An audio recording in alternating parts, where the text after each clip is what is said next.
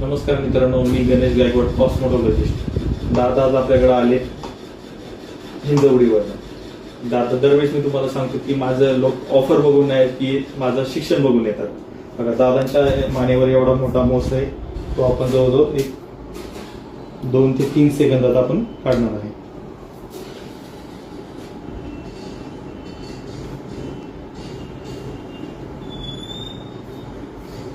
Light चालू आहे. 2 ते 3 सेकंद एवढा मोठा मोस पूर्णपणे क्लिअर झाला.